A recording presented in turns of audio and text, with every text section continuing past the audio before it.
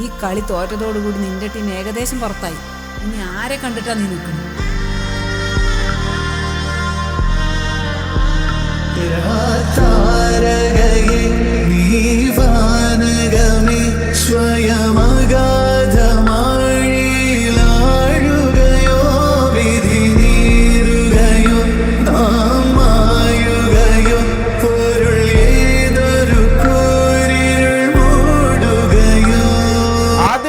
ബംഗാളിനെ 2-1 എന്ന് പറഞ്ഞ സ്കോറിൽ പരാജയപ്പെടുത്തിയ ബ്ലാസ്റ്റേഴ്സിനെ അതേ കണക്കിൽ ഈസ്റ്റ് ബംഗാൾ സെക്കൻഡ് ലെഗിൽ പരാജയപ്പെട്ടു. തുടർച്ചയായി കണ്ടുവരുന്ന സ്ട്രാറ്റജിയിൽ ഒരു മാറ്റവും വരുത്താത്ത ഫോർമേഷനും പരിക്കുകളോ സസ്പെൻഷനോ ഉണ്ടെങ്കിൽ അത് മാത്രം ഫില്ല് ചെയ്തിട്ടുള്ള സെയിം കൈൻഡ് ഓഫ് ലൈനപ്പ് ആണ് ബ്ലാസ്റ്റേഴ്സ് ഇതുവരെയും അണിനിരത്തിക്കൊണ്ടിരിക്കുന്നത്. ഇത് എതിരാളികൾക്ക് ബ്ലാസ്റ്റേഴ്സിനെ എതിർക്കാനുള്ള ഒരു സ്റ്റാറ്റിക് പ്ലാൻ ക്രിയേറ്റ് ചെയ്യാൻ ഭയങ്കരമായിട്ട് ഹെൽപ്പ് ചെയ്യും. കഴിഞ്ഞ മത്സരത്തിൽ മിഡ്ഫീൽഡിൽ ഒരു ഒത്തിണക്കവും സെന്ററിലൂടെ അറ്റാക്ക് ചെയ്യുന്ന ഒരു ബ്ലാസ്റ്റേഴ്സിനെ നമുക്ക് കാണാൻ സാധിച്ചു. എന്നാൽ ഈ മത്സരത്തിൽ പാസ്റ്റ് നോവ ടാറ്റ ബൈ ബൈ എന്ന് പറഞ്ഞ സ്കീമിലേക്ക് വീണ്ടും ഈസ്റ്റ് ബംഗാൾ ഈ ഒരു മത്സരത്തിൽ വ്യക്തമായ ഒരു പദ്ധതി ഉണ്ടായിരുന്നു. ഒന്ന്, ബ്ലാസ്റ്റേഴ്സ് ത്രൂ ബോളുകളിൽ നോവയെ ഓഫ് സൈഡിൽ കൊടുക്കുക എന്നത്. 2, റൈറ്റ് ബാക്ക് അല്ലാത്ത ഒരു ജീസൺ സിംഗിനെ റൈറ്റ് ബാക്കിൽ കൊണ്ടിട്ടിട്ട് നോവയെ പൂട്ടുക എന്നത്. നോവയെ ലോക്ക് ചെയ്യുന്നതോടുകൂടെ പ്രത്യേകിച്ച് പ്ലാനൊന്നും ഇല്ലാത്ത ബ്ലാസ്റ്റേഴ്സ് പൂർണ്ണമായിട്ടും താളം തെറ്റി. ദിമി, ക്ലേറ്റൺ, സെലിസ് അങ്ങനെ മുഴുവൻ ആയുധങ്ങളെയും ഒരുമിച്ചിറക്കിയ ഈസ്റ്റ് ബംഗാൾ അപ്രതീക്ഷിതമായ അപകടം ഒളിച്ചു വെച്ചത് മലയാളി താരമായിട്ടുള്ള PV വിഷ്ണുവിലായിരുന്നു. അനാവശ്യ ഹൈലൈൻ ഡിഫൻസ് കളിച്ച ബ്ലാസ്റ്റേഴ്സിന് ഒരു ശിക്ഷ എന്നോണം ഒരു ത്രൂ ബോൾ വരുന്നു. ലഭിച്ച പന്തുമായി അസാർട്ട് സ്പ്രിന്റ് നടത്തി മത്സരത്തിന്റെ 20-ാം മിനിറ്റ് തന്നെ ഗോൾ കീപ്പർ സച്ചിൻ സുരേഷിന്റെ തലയ്ക്ക് മുകളിലൂടെ വിഷ്ണു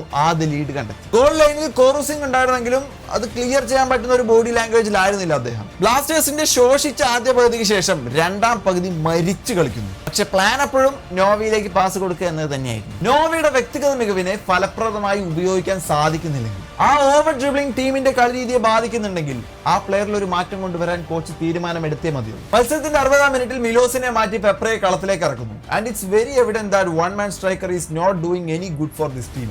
സോ സ്റ്റാർട്ടിംഗ് ലെവലിൽ എപ്പോഴും ഒരു സ്ട്രൈക്കറെ മാത്രം വെച്ചിറക്കുന്നത് എന്തുദ്ദേശിച്ചിട്ടാണ്? പെപ്ര കളത്തിലേക്ക് വന്നപ്പോൾ ഫ്രെഡിയാണ് സെന്റർ ബാക്ക് റോൾ പിന്നെ കൈകാര്യം ചെയ്തത്. എന്തായാലും ആ ഒരു സമയത്ത് ഈസ്റ്റ് ബംഗാളിന് കിട്ടിയ ഒരു കോർണർ കൃത്യമായിട്ട് തന്നെ ഹിജാസ് ഹെഡ് ചെയ്ത് ഗോൾ കൺവേർട്ട് ചെയ്തു.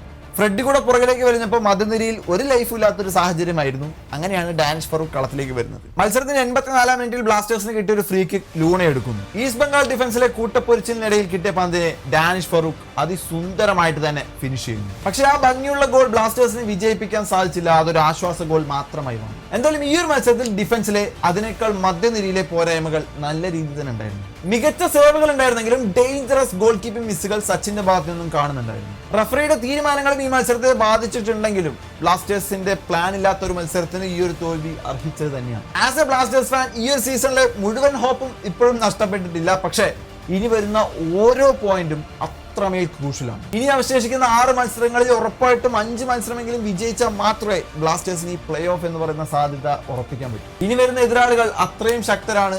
ഹോപ്പ് മാത്രം പിടിച്ച് നമുക്ക് ഈ വരുന്ന മത്സരങ്ങൾ കാണാൻ. എന്തായാലും ഇഷ്ടപ്പെട്ട എന്നെ ലൈക്ക് ചെയ്യാൻ, ഷെയർ ചെയ്യാൻ, സബ്സ്ക്രൈബ് ചെയ്യാൻ മറക്കരുത്. ഈ ഒരു മത്സരവുമായി ബന്ധപ്പെട്ട് നിങ്ങളുടെ വലിയ അഭിപ്രായം തീർച്ചയായും കമന്റ് ചെയ്യുന്നു.